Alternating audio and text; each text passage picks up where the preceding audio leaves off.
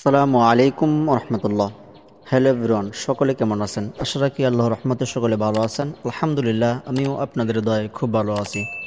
তো চলে আসলাম বরাবরের মতো নতুন একটি পিএলপি ফাইলের ভিডিও নিয়ে।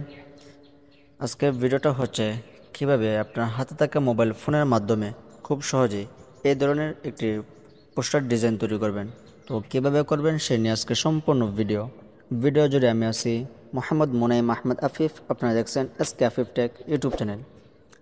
আজকের এই ডিজাইনের পিএলপি ফাইল লিঙ্ক এই ভিডিও ডিসক্রিপশন বক্সে দিয়ে রাখবো। আজকের এই ডিজাইনটি ডাউনলোড করতে হলে আপনাদের 4 সংখ্যার পাসওয়ার্ড প্রয়োজন হবে। আপনি যদি ভিডিওটা প্রথম থেকে শেষ পর্যন্ত কন্টিনিউ করেন তাহলে স্ক্রিনে বিভিন্ন সময় একটি একটি করে মোট 4টি পাসওয়ার্ড পেয়ে যাবেন। তো আপনি যদি আমার চ্যানেলে নতুন দর্শক হয়ে থাকেন তাহলে অবশ্যই চ্যানেলটা সাবস্ক্রাইব করে রাখবেন এবং বেল বাটনটি অন করে রাখবেন, যাতে করে পরবর্তী ভিডিও আপলোড করার সাথে সাথেই আপনার কাছে নোটিফিকেশন চলে যায়। আজকের এই ডিজাইনটা কাস্টমাইজ করার জন্য পিক্সেল ল্যাব নামক একটি অ্যাপস প্রয়োজন হবে, যেটার লিঙ্ক আমি এই ভিডিও ডিসক্রিপশন বক্সে দিয়ে রাখবো, সেখান থেকে ডাউনলোড করে নেবেন। অ্যাপসটা ওপেন করার পর উপরে ডান দিকের কর্নারে 3 ডট লাইনে ক্লিক করুন। এখান থেকে ওপেন ডট পিএলপি ফাইল এটাতে ট্যাপ করুন। উপরে ডট পিএলপি এটাতে ক্লিক করুন। এখানে আসার পর আজকের কাঙ্ক্ষিত পিএলপি ফাইলটা আপনি যেই ফোল্ডারে ডাউনলোড করে রেখেছেন সেই ফোল্ডারে চলে যাবেন।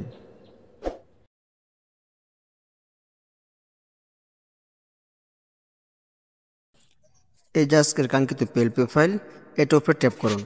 এখানে ওপেন অ্যান্ড অ্যাড এটার উপরে ট্যাপ করুন। একটু সময় নেবে, অপেক্ষা করুন। এখন একটু ব্রেকে আসেন।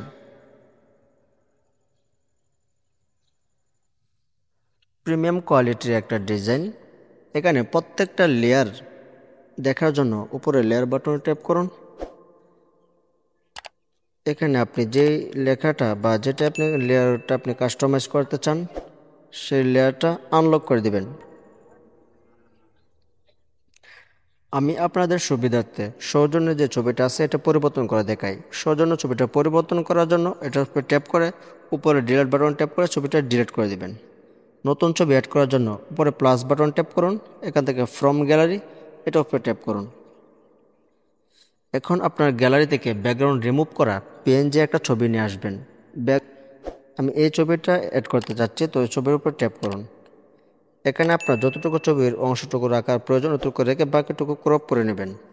ক্রপ করা হয়ে গেলে এখানে টিক চিহ্নতে ক্লিক করুন। ছবিটা একটু রিসার্চ করে পজিশন মতো বসিয়ে দিবেন।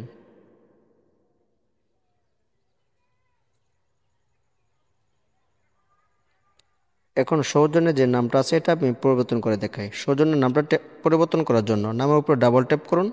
এখানে আপনার নামটা দিয়ে দিবেন। নাম দেওয়া হয়ে গেলে ওকে বাটনে ট্যাপ করুন। তো তো এখনও অবধি যারা আমার চ্যানেলে লাইক এবং কমেন্ট বা শেয়ার করে নাই, অবশ্যই একটা লাইক কমেন্ট এবং শেয়ার করে দিবেন। এবং পরবর্তীতে কী ধরনের ভিডিও চান সেটা অবশ্যই কমেন্ট করে জানাবেন। আমি আপনাদের চাহিদা অনুযায়ী ভিডিও দেওয়ার চেষ্টা করব। তো এখন ফাইলটা সেভ করে নেবেন। সেভ করার জন্য সেভ বাটনে ট্যাপ করুন। এখান থেকে সেভ এজ ইমেজ এটার উপরে ট্যাপ করুন।